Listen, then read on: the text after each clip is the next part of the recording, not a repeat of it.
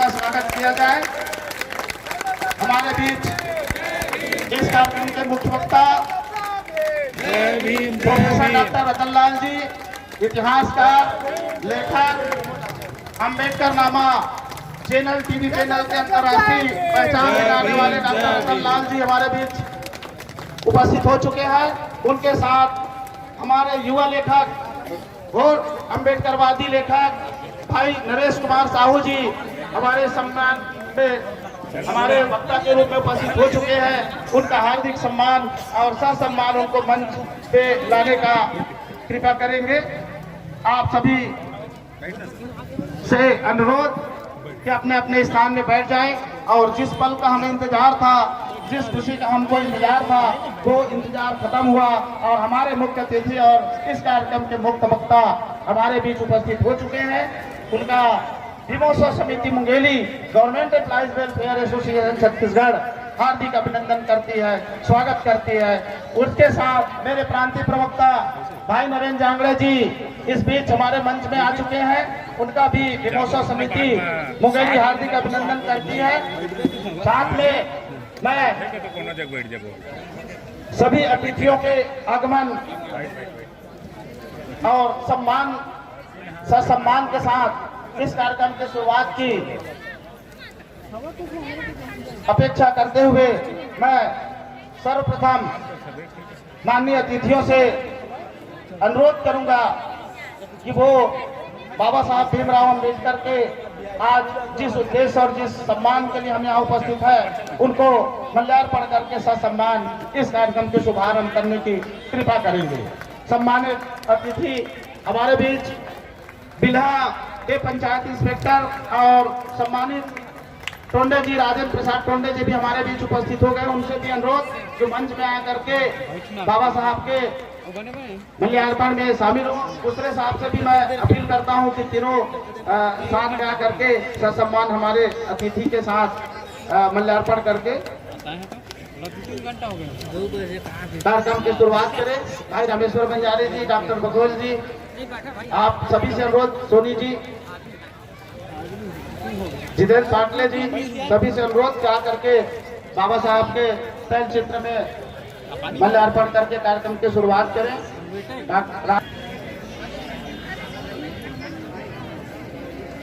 सामने में बैठे हैं, सामने में बैठे हुआ। आज का जो विषय मैं देख रहा था कि 70 साल संविधान के क्या खोया और क्या पाया, ठीक है, यही है अध्यक्ष जी। चलिए, नरेश ने एक इशारा किया है अपने व्याख्यान में। सबसे पहले बताइए कि संविधान से सबसे ज्यादा लाभ किसको हुआ? सोचने की कोशिश की। संविधान से सबसे ज्यादा जिसको लाभ हुआ वो कभी संविधान दिवस मनाता है? आपको नहीं लाभ हुआ। आपको तो ये हुआ कि दाल रोटी पहले भी खा रहे थे। बाबा साहब बोले कि हम सदियों, जब कालाराम टेम्पल आंदोलन चला रहे थे तो बोले कि हम सदियों से हम नहीं गए मंदिर में, भगवान के दर्शन नहीं किए, तो हम जिंदा नहीं रहे क्या? जिंदा रहे ना। तो सवाल टेम्पल के अंदर जाने का नहीं था, खाली ये साबित करना था कि हम हिंदू नहीं है, इसलिए हम टेम्पल में नहीं जा सकते। समझ रहे हैं? तो सवाल है, हम देख रहे हैं एक खास तरह के समुदाय के लोग ही संविधान दिवस मनाते हैं। आप अगर संविधान नहीं रहता, मान लीजिए, तो आप रहते कि नहीं रहते? बोलिए, ये बताइए। तब भी रहते। ऐसा तो नहीं कि खत्म हो जाता सब कुछ। संविधान आने से जिन समुदायों को, जिन जातियों को, बलिष्ठ ताकतवर लोगों को, सबसे बड़े बड़े मॉल्स नहीं देख रहे हैं साहब लोग के, अंग्रेजी पढ़ के जज बन गए, सुप्रीम कोर्ट पहुंच गए, क्या क्या बन गए, अडानी अंबानी सब इंडस्ट्री बन गया, सब हो गया। संविधान ने क्या दिया? महत्वपूर्ण चीज, दो चीज दिया। एक वोट देने का अधिकार तो सब लोग को मिला, हमें भी मिला, उन्हें भी मिला, और एक निजता का अधिकार, निजी संपत्ति का अधिकार। तो इसका लाभ किसको मिला? आपके पास कितना संपत्ति है? 500 करोड़ वाला आदमी कोई यहाँ है? कोई साथी 500 करोड़ का, 100 करोड़ का है? तो 100 करोड़ का लगता है विधायक जी।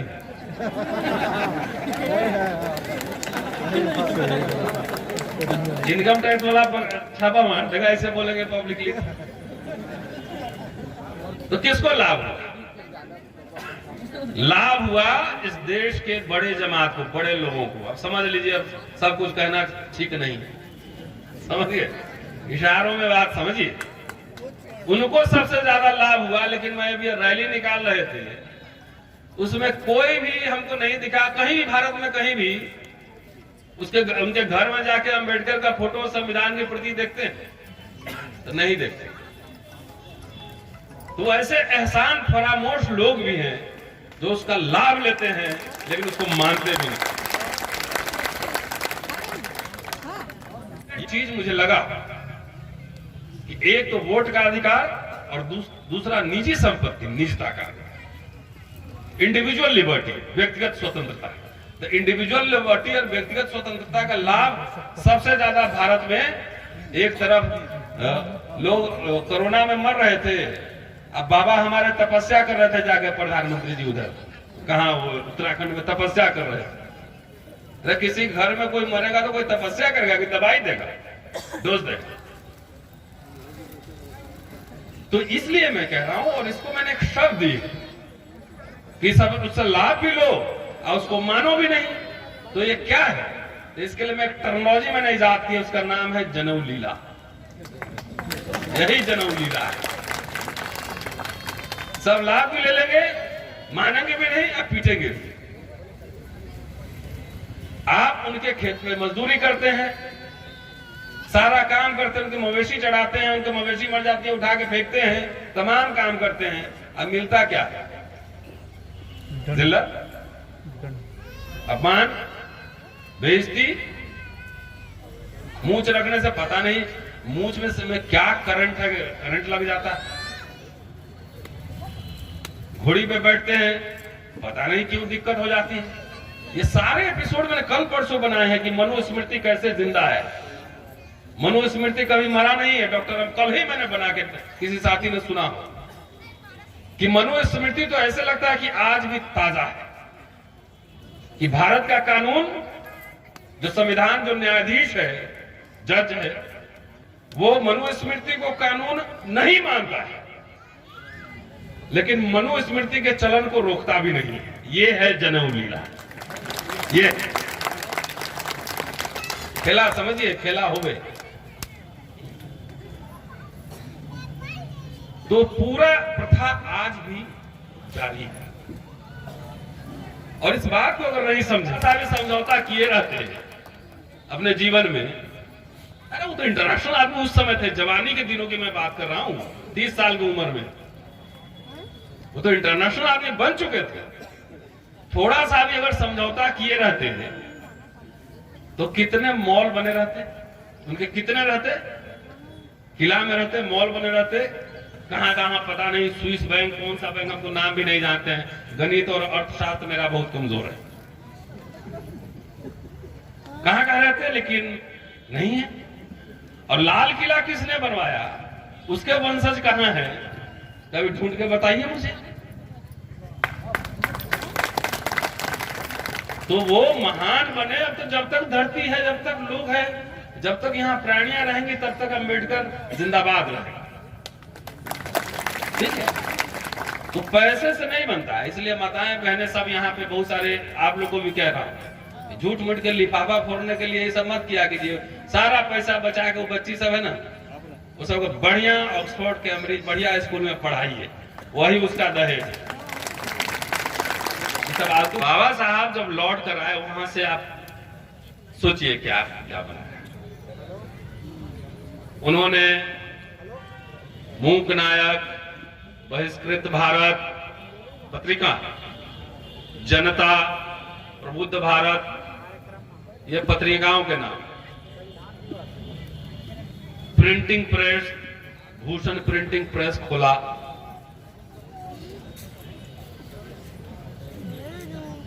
क्या बोलते रहूं? बोलिए सर, बोलिए बोलिए। थोड़ा मेरा चेहरा डार्क है, थोड़ा लाइट इधर ही रहे। ठीक है। भूषण प्रिंटिंग प्रेस बनाया, फिर बहिष्कृत हितकारिणी सभा बनाया, और उसके लिए इंस्टीट्यूट, डिप्रेस क्लासेस इंस्टीट्यूट के लिए जब लंदन में गए वर्ल्ड में सम्मेलन में, तो राजा महाराजाओं से लड़ते भी थे और उनसे 340 पाउंड चंदा भी लिया कि मुझे बनाना है। सोलापुर में हॉस्टल खोले, स्कूल खोले, समता सैनिक दल बनाया, इंडिपेंडेंट लेबर पार्टी बनाया, शेड्यूल कास्ट फेडरेशन बनाया। अपने अंतिम दिनों में उन्होंने रिपब्लिकन पार्टी बनाया, बौद्ध महासभा की स्थापना की, भारतीय बौद्ध महासभा, पीपल्स एजुकेशन सोसाइटी बनाया, स्कूल खोले, कॉलेज खोले, सिद्धार्थ कॉलेज खोले, मिलिंद कॉलेज खोले, मैं गया हूं उधर औरंगाबाद, सब खोले। इमारत फंड के लिए 14 साल उन्होंने लोग से 2-2 रुपया चंदा मांगे। इमारत फंड के 2-2 रुपया चंदा मांगे, 2 लाख रुपया इकट्ठा किया, 75,000 रुपया जो है बहुजन समाज के लोगों ने दिया, 1.25 लाख रुपया उनके सवर्ण दोस्तों ने दिया। ठीक। इमारत किसके लिए? अपने रहने के लिए नहीं, समाज के लिए। कार्यालय होगा, ऑफिस होगा, हॉल होगा, तमाम ये बनाने के लिए कि इंस्टीट्यूशन का, संस्थाओं का बहुत बड़ा रोल होता है। व्यक्ति रहे न रहे, संस्थाएं जीवित रहती हैं। ये अक्ल हमको कहां से आया? बाबा साहब को पढ़ने से आया। संस्थाएं जीवित रहती हैं। सारे इतने कुछ खोले, लोगों से चंदा लिया, किसके लिए खोला? अखबार जो निकालते थे, पत्रिका निकालते थे, वो पत्रिका उस जमाने में जितने लोग नहीं पढ़े होंगे, उससे ज्यादा उस पत्रिका में लिखे गए लेख हम पढ़ के उससे ज्यादा लोगों को सुना चुके। हमारे लोग उसमें पढ़े लिखे भी कम थे, कम ही लोग मैगजीन खरीदते होंगे। तो मुझे लगा कि ये तो बड़ा काम होगा कि हमारे लोग अभी भी कम पढ़े लिखे हैं। जरूर लीला है।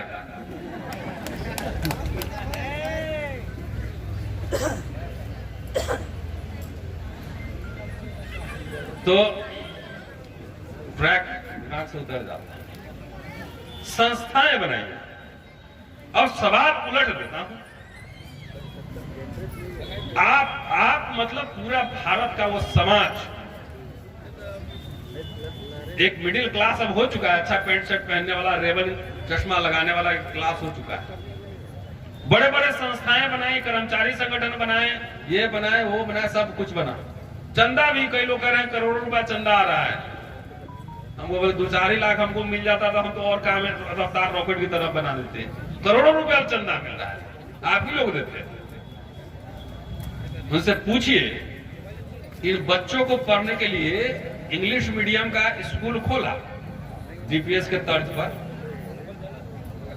हॉस्टल खोले,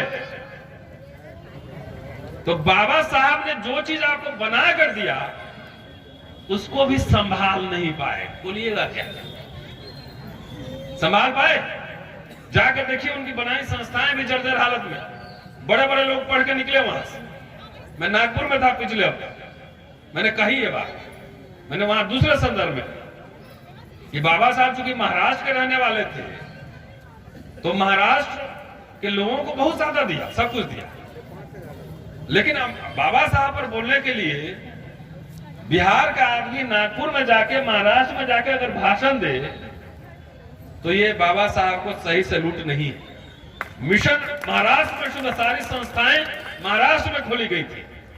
वहां के लोग, वहां से फिलोसोफर निकलने चाहिए, स्टेट्समैन निकलने चाहिए, और जाके भारत भर में बौद्धमय भारत कैसे बनेगा इसका एजेंडा पे था। बाबा साहब ने अंतिम दिनों में कहा था कि अब राजनीति मैंने छोड़ दिया है, पूरा जीवन अब समर्पित करूंगा बौद्ध धर्म के प्रचार। ये गंभीर सवाल कह रहा हूं, आपके पास कुछ बचा उचा है नहीं, खाली लिफाफा बचा हुआ है। सीरियसली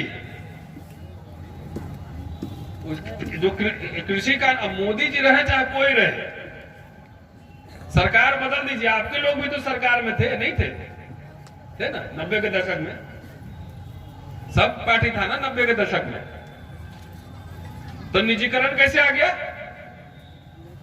हमारे नेता क्या कर रहे थे? वो भी तो साइन कर रहे थे। SC ST OBC माइनॉरिटी के लोग जो सांसद थे, जब ये रिजर्वेशन हो रहा था तो मुंह में दही जमा के बैठे थे कि जी मालिक हाथ उठाने के लिए आए संसद में, मालिक जो कहेंगे वही कहेंगे। तो निजीकरण और कुछ नहीं है। कृषि कानून खाली आपको तो किसानों के लिए थोड़ा ही है, वो आपके लिए ज्यादा है। उसको पढ़िए ठीक से, उसके इंप्लीकेशंस जो हैं वो आपको पता लगे। सारे यूनिवर्सिटी कॉलेज बिक गए। मैं दिल्ली विश्वविद्यालय में पढ़ाता हूं, 10 साल से कोई अपॉइंटमेंट नहीं हुआ। 5000 प्रोफेसर वहां एडहॉक पढ़ा रहा है, 5000। आपके यहाँ कितना सेंट्रल यूनिवर्सिटी खुल गया? कहां स्टैंडर्ड बताइए एजुकेशन का? प्राइवेट कॉलेज यहां देखा है, बहुत बढ़िया, बगल में ही है, बढ़िया स्कूल खुला हुआ है, बिल्डिंग शानदार था। 1.5 लाख रुपया अगर 6 महीने में फीस लगेगा कॉलेज में पढ़ने के लिए, तो आप में से कितने लोगों का बच्चा पढ़ा लगा कॉलेज में, यूनिवर्सिटी? इसलिए ये निजीकरण और कुछ नहीं है, आपको पुनः भिखारी बनाने की साजिश है। निजीकरण, प्राइवेटाइजेशन और कुछ नहीं है, ये साजिश है आपको पुनः भिखारी बनाने के लिए।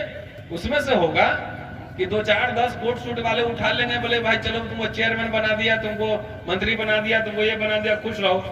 और आप भी जो है ना जात जात पे खाली वोट देंगे, विचारधारा तो सुनेंगे नहीं। तो नेता आता कहां से? नेता तो हमारे ही बीच से आता है। कहां से आएगा नेता? हमारे ही बीच से आता है। तो बढ़िया बढ़िया कोट टाई पहने हुए लोग साहब बन जाते हैं, सेट होने वाले जॉब में चले जाते हैं। अब बार बार व्हाट्सएप यूनिवर्सिटी में चलते रहेगा कि शिक्षा शेरनी का दूध है, जो पिएगा वो दहाड़ेगा। तो कहां सब में मियाँ रहे हो, दहाड़ कहां रहे हो? कहां दहाड़ रहे हैं बताइए? 2 4 10 लोग हम लोग सोशल मीडिया पे थोड़ा माहौल बनाए रखते हैं, गरम गरम रखते हैं। दहाड़ कहां पे? शिक्षा अगर शेरनी का दूध है तो यहां वाला नहीं, तो मिलावटी दूध है, पॉलीथीन वाला। अंबेडकर अगर अमेरिका इंग्लैंड नहीं पढ़ते रहते तो भी ये लीला नहीं समझ पाते। तो सबसे बड़ा पर्दाफाश लीला का वही किया। राजनीति में कुंजी है जो आपकी मुकद्दर बदल देगा। जाओ दीवारों पर लिख दो। आप बेटा को सिखाते हैं कि राजनीति बहुत गंदा चीज है, मत करना है? बेटा बेटी को क्या सिखाते हैं कि राजनीति मत करना, बहुत गंदा चीज है। अब लेकिन बाबा साहब का डायलॉग जरूर मारते हैं कि राजनीति में वो कुंजी है जिससे अपने मुकद्दर बदल सकते हैं। तो बाबा साहब को मानते हो, बाबा साहब की नहीं मानते। अरे राजनीति बहुत गंभीर काम है। विधानसभा में जाना, संसद में जाना गंभीर का काम है, क्योंकि वो आपके आने वाली पीढ़ियों का मुकद्दर वहां लिखा जाता है। मुकद्दर, इसलिए बात समझिए। एक डॉक्टर अंबेडकर, एक अकेला आदमी तमाम विपरीत परिस्थितियों के खिलाफ लड़ता हुआ, अंग्रेज से भी लड़ाई है, कांग्रेस से भी लड़ाई है, और यहाँ के जो मंदिर वाले थे, तालाब वाले थे, उनसे भी लड़ाई है। सबसे लोहा ले रहे थे, और अकेले वो जो आप सबको दे गए, महिला क्या हो, पिछड़ा क्या हो, दलित, आदिवासी, सब ऑल। तो पहले तो सब प्रजा था। यहाँ का जो अपर कास्ट में कोई थोड़ी नागरिक था, प्रजा था। वो तो जब वोट का अधिकार मिला तब आप नागरिक बने, और जब नागरिक बने तो आपके कुछ डिफाइंड राइट्स होते हैं, अधिकार होते हैं। एक आदमी इतना कुछ करके चला गया, और 250-300 सांसद बैठा हुआ अपना इधर। 1100-1200 विधायक होगा पूरे भारत में, पता नहीं कितने जज होंगे बैठे हुए, कितने यहाँ पे IAS IPS बैठे होंगे, इंजीनियर डॉक्टर बैठे होंगे। इतने सबको होते हुए वो अकेला जो लड़के दिए तो सब लुट गया और आप ताली बजाते रह गए, देखते रह गए। कह रहे हैं एकदम बाबा साहब गीत गाते रहिए, झूमते रहिए, भक्ति करते रहिए। कम से कम एक 16 पेज का भाषण पढ़ लेना, बाबा साहब ने क्या कहा कि भक्ति, हम लोग के इधर ट्रक में लिखा रहता है एक लाइन कि लटकला तक गईला बेटा, ट्रक के पीछे कि लटके तो गए। तो जो बात वो बार बार मना कर रहे थे वही भक्ति में हम लोग लीन हो गए। अंबेडकर को मानते हैं, अंबेडकर की नहीं मानते। इतने सारे लोग होते हुए और सामने देख रहे हैं, मतलब अमुक जाति का मर गया तो उसको 50 लाख मुआवजा, और अमुक जाति को मिला तो 50,000 मुआवजा। आपके सामने हो रहा है, मैं थोड़ी कह रहा हूं। आवाज नहीं निकलती है, क्यों? क्योंकि आपने अपने घर पे लीडर बनाया ही नहीं। लीडर अगर बनाए होते, आपने लीडर नहीं बनाया, डीलर बनाया।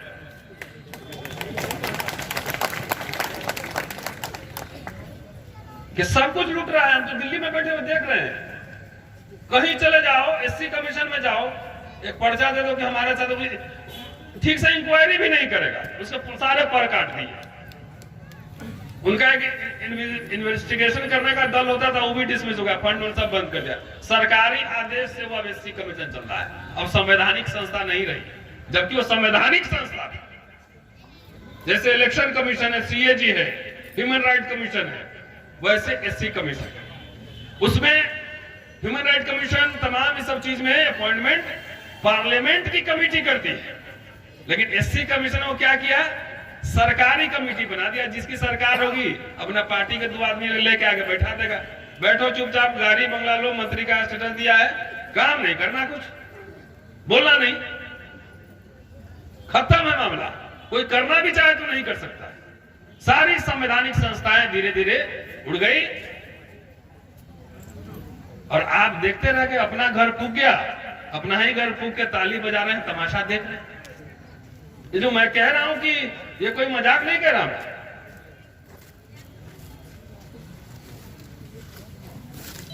इसमें लिखा है ना, उन्होंने कहा कि कोई भी संविधान अच्छा या बुरा नहीं होता। संविधान व्यक्ति के चरित्र पर निर्भर करता है, पार्टियों के चरित्र पर निर्भर करता है। संविधान कितना भी अच्छा हो, लेकिन उसको लागू करने वाले लोगों की अगर नीयत ठीक नहीं है तो संविधान बुरा ही साबित होगा। संविधान कितना भी खराब हो, लेकिन उसको लागू करने वाले आदमी की नीयत अगर ठीक है तो वो संविधान अच्छा होगा। मैं थोड़ी कह रहा हूं, यही कह रहे हैं बाबा साहब। तो सारा लूट-पुट जा रहा है, संविधान कहां कहां लागू होगा बताइए मुझे।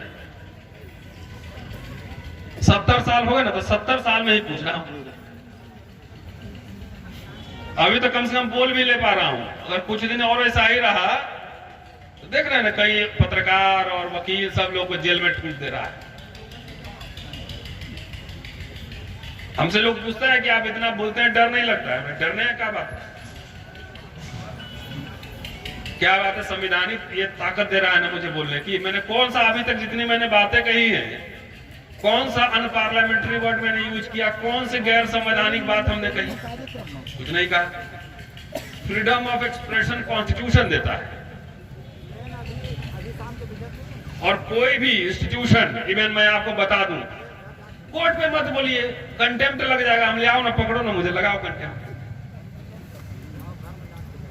कोई दो डेट्स में आपको बता रहा हूं, 2 अप्रैल 18 और 5 मार्च 19, एक SC/ST एक्ट पर और एक रोस्टर के मसले पे 200 पॉइंट रोस्टर। कोर्ट को जो मर्जी हुआ दे दिया डिसीजन। सरकार को टर्न डाउन करना पड़ा कि नहीं करना पड़ा? हम लोग सड़क पे थे, अब बाकायदा छुट्टी लेके थे। तो भारत में कोई भी संस्था, इवन सुप्रीम कोर्ट भी समीक्षा के पड़े नहीं है, समीक्षा उनकी भी होगी। कोई भी संस्था सुप्रीम अगर है तो कॉन्स्टिट्यूशन है और संसद है, सुप्रीम कोर्ट भी सुप्रीम नहीं है, तो ध्यान रखिएगा। अब मुझे लगता है ज्यादा मैंने भाषण कर लिया, चलते चलते एक बात, एक दो, बहुत सारा मटेरियल है, 2 घंटा बोलूंगा वो मजा नहीं आएगा। यूट्यूब में आप जाके सुनिएगा, बहुत आपको जब भी टाइम मिले तब सुन लीजिए। अब आइए काम की बात पर। मेन आप में से कितने लोग हैं जिनका बेटा सीए बना है? हाथ उठाइए। बेटा बेटी कोई सीए बना है? 0/0।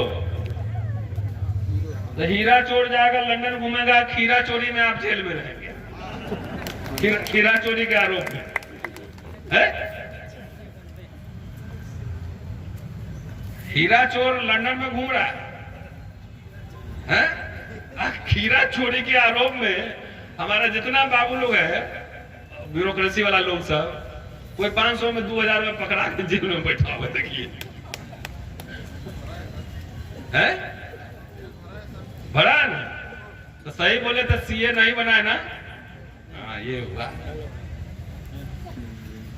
इकोनॉमिक्स कितने लोगों के बच्चे हैं? कितने के बच्चे पढ़ रहे हैं इकोनॉमिक्स, फाइनेंस मैनेजमेंट?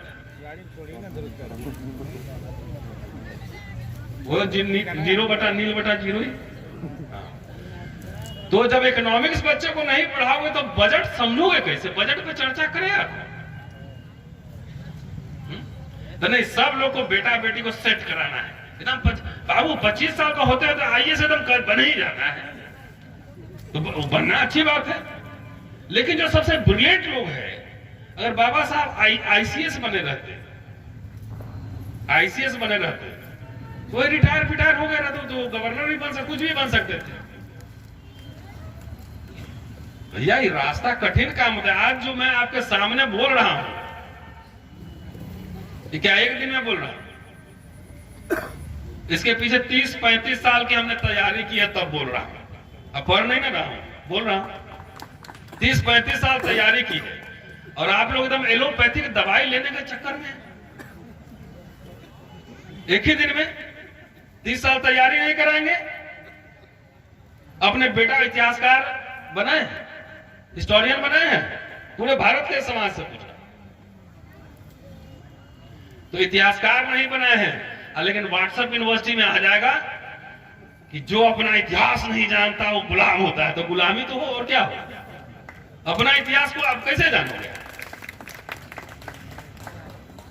इतिहास जब नहीं जानोगे तो जिसके स्कूल में पढ़ोगे वही लीला समझोगे। समझ गए लीला? समझे कि नहीं? वही लीला आपको समझना पड़ेगा कि मैं जो बात कहने जा रहा हूं कि वो बच्चा सब बैठा ना, छोटा छोटा, अंबेडकर और सावित्रीबाई फुले और फातिमा शेख, उन्हीं को बनाइए उन लोग, तब जाके मुक्ति होगा। न तो 1000 कलेक्टर और मंत्री के फौज लगे घूमते रहेंगे ना, तब भी झुनझुना ही बजाएंगे। समझ रहे मेरी बात? वो सबको बनाइए, सबको फूले, सावित्रीबाई फूले और फातिमा शेख और अंबेडकर और तमाम ये लोग बनाइए।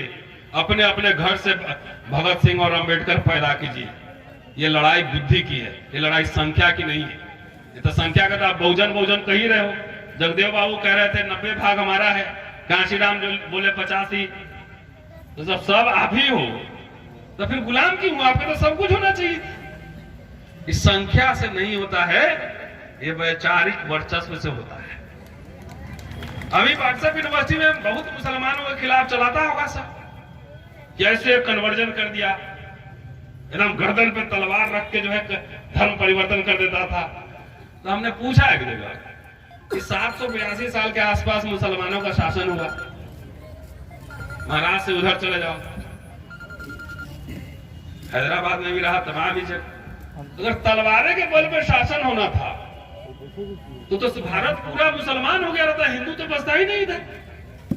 तो फिर मुसलमान माइनॉरिटी में कैसे? हिंदू बहुसंख्यक कैसे?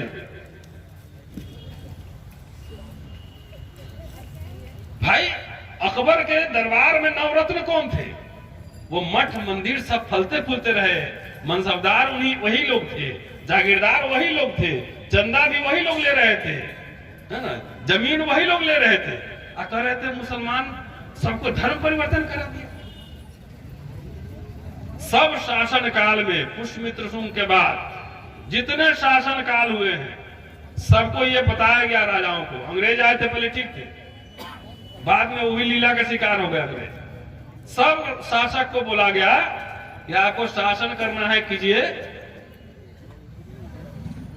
लेकिन यहाँ के सामाजिक व्यवस्था में छेड़छाड़ नहीं करने का, नहीं करने। तो इंस्टीट्यूशन के थ्रू उसमें म्यूजिक सीखा, डांस सीखा, पाठ किया, वेद पाठ किया। इंस्टीट्यूशन ने लीडर्स पैदा किए। जो अभी मोदी जी प्रधानमंत्री बने हैं तो कोई 2014 में बने हैं क्या? ना, उसकी तैयारी 90 साल हुई है। इसको तो दाद दे दीजिए कम से कम। आरएसएस ने बहुत तरीके से घर काम किया है, जाके जमीन पे काम किया है, स्कूल खोला है, सैकड़ों शाखाएं खोली हैं, कई वनवासी तो कभी कुछ तो कभी कुछ।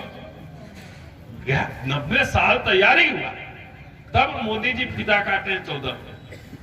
तो कैसे पावर में आए? तो सामाजिक संगठन हो। तो आरएसएस कहता भी नहीं कि हम राजनीतिक संगठन। संस्थाओं के महत्व को समझिए। अगर नहीं समझेंगे तो 10,000 आपके पास फौज हो जाए, 20,000 हो जाए, कलेक्टर का, एसपी का और जज का और मंत्री का और नेता का कुछ नहीं कर पाएंगे। अपने स्कूल नहीं खोलेंगे। अगर आप जो है बौद्ध बिहार में अपने स्कूल चलाए रहते, तब बाबा रामदेव यादव हो सकता है हमारे ही तरफ रहते। क्या नरेश बाबू? बाबा रामदेव यादव इधरे रहते। अपना स्कूल खोले नहीं तो जिसके स्कूल में पढ़ेंगे वही लीला आपको सुनना पड़ेगा। और मैं बार बार आजकल यही बोल रहा हूं, यही काम ही कर रहा हूं। और आपको मैं एक सूचना देके मैं अपनी बात खत्म करूंगा। ये तकरीबन 30 साल पढ़ना और रिसर्च करना और पढ़ाना लग गया, और पिछले 4-5 साल में मेरा एक तरह से इंटेलेक्चुअल रीबर्थ हुआ है। इंटेलेक्चुअल रीबर्थ हुआ है पिछले 5 साल में, 2015 के बाद। हम समझना शुरू किए ये काम बहुत कठिन काम है। अपने घर से इंटेलेक्चुअल्स नहीं तैयार करो। एक बढ़िया जर्नलिस्ट नहीं है, आपके पास सामर्थ्य से नहीं है, बोले सारे अखबार और टेलीविजन में नवादी है, तो आपने अपना क्यों नहीं खोला? क्यों नहीं खोला? सब जितने आदमी आप पैसा जमा कीजिए, हम भी 2000 चंदा देंगे। खोलो स्कूल, चलिए इंग्लिश मीडियम स्कूल खोलिए। तो नहीं, ट्रांसफर पोस्टिंग कराने के लिए जाके वहां दे आएंगे चंदा। तो आप में और उनमें अंतर यह है कि आप अपनी जिंदगी जीने के लिए आप तैयारी करते हैं, अपनी जिंदगी, और वो तैयारी करते हैं आने वाली पीढ़ी की जिंदगी जीने की तैयारी करवाते हैं। नहीं तो जो ओबीसी रिजर्वेशन का विरोध हुआ कौन लोग कर रहे थे? वो तो एम्स के डॉक्टर कर रहे थे, आईआईटी के इंजीनियर कर रहे थे। तो वो तो डॉक्टर इंजीनियर थे ही, वो क्यों कर रहे थे? आने वाली पीढ़ी के लिए कर रहे थे। तो पेट पालक विचारधारा से बाहर निकलिए।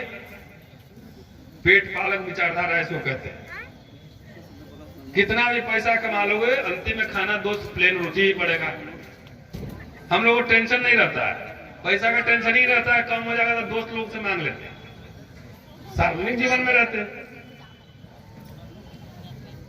तो दांत खटा करके अंतिम में 80-85 साल से ज्यादा किसी को जीना होना है नहीं। तो किन शर्तों पर आप जीते हैं, यह सबसे महत्वपूर्ण बात है। दूसरी बात, डॉक्टर अंबेडकर ने कहा है, मेरे घर में बाबा साहब की मूर्ति लगी है, सरकारी घर में मैंने बहुत पैसे खर्चा करके बनाया था। तो उसमें मैंने लिखा है कोट कि nothing is more disgraceful for a brave man than to live a life devoid of self respect. कि एक बहादुर इंसान के लिए आत्मसम्मान से बड़ा चीज कुछ नहीं होता है।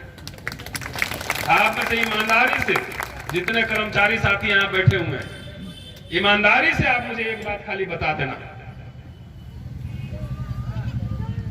नौकरी कर लेना आसान है, नौकरी मिल जाना आसान है, लेकिन आत्मसम्मान और स्वाभिमान से नौकरी करना बहुत मुश्किल है।